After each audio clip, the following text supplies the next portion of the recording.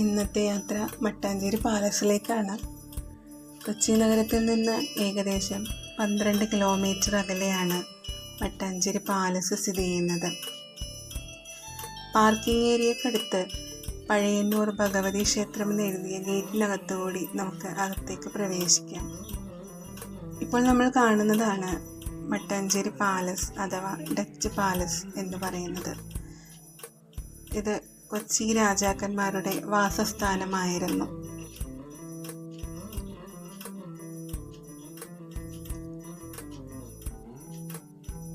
വെള്ളിയാഴ്ച ഒഴികെ ബാക്കി എല്ലാ ദിവസങ്ങളിലും രാവിലെ 9 മണി മുതൽ വൈകുന്നേരം 5 മണി വരെയാണ് മ്യൂസിയത്തിൻ്റെ പ്രവൃത്തി സമയം.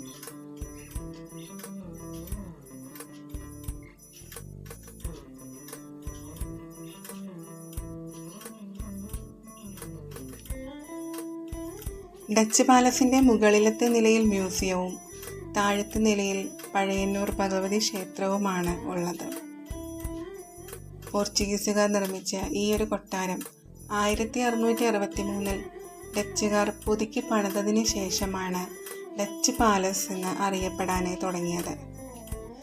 കൊട്ടാരത്തിൽ കൊച്ചി രാജാക്കന്മാരുടെ ഛായാചിത്രങ്ങളും രാമായണത്തിലെയും മഹാഭാരതത്തിലെയും കഥാസന്ദർഭങ്ങൾ ഉൾപ്പെടെയുള്ള കേരളീയ ശൈലിയിലുള്ള ചുവർ ചിത്രങ്ങളും നമുക്കിവിടെ കാണാൻ പറ്റും.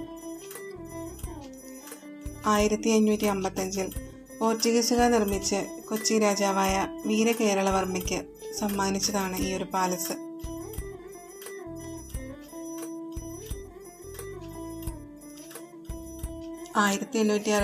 മുതൽ കൊച്ചിയിൽ ഭരിച്ച രാജാക്കന്മാരുടെ എണ്ണച്ചായ ചിത്രങ്ങളും വാളുകൾ, കിരീടങ്ങൾ, നാണയങ്ങൾ, പല്ലക്കുകൾ, വസ്ത്രങ്ങൾ, കിണ്ടിയും വിളക്കും ഒക്കെ ഇവിടെ പ്രദർശനത്തിന് ഒരുക്കിയിട്ടുണ്ട്.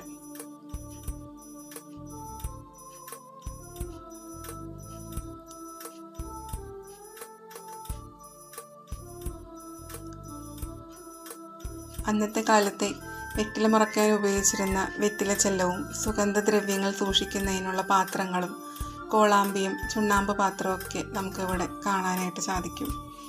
നിറയെ കൊത്തുപണികളാൽ അലങ്കൃതമായ മേൽക്കൂരകളും നമുക്കിവിടെ കാണാനായി സാധിക്കും. അടുത്തതായി നമ്മൾ ചെല്ലുന്നത് Mattancherry water metro ടെർമിനലിലേക്കാണ്.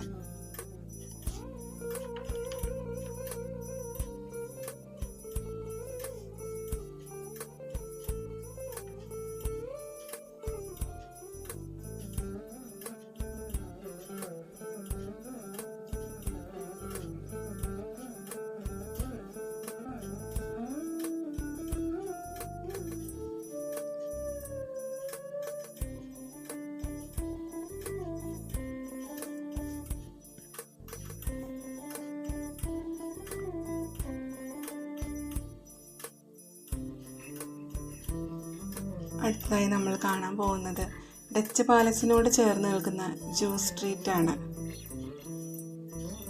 Mattancherry palace മുതൽ പരദേശി സിനഗോഗ് വരെയുള്ള സ്ട്രീറ്റിനെയാണ് ജൂ ടൗൺ അഥവാ ജൂതത്തെരുവ് എന്ന് വിളിക്കുന്നത്.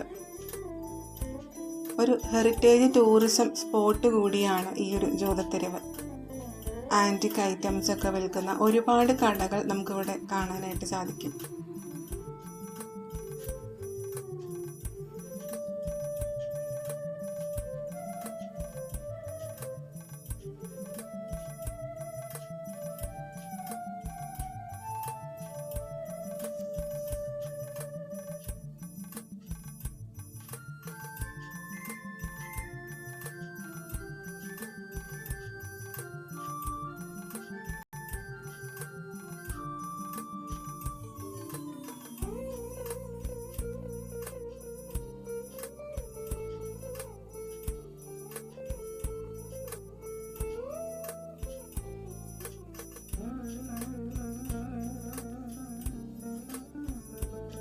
ഇവിടെ നിന്ന് നമ്മൾ നേരെ പോകുന്നത് കൊച്ചിൻ പരദേശി സിനഗോഗിലേക്കാണ്.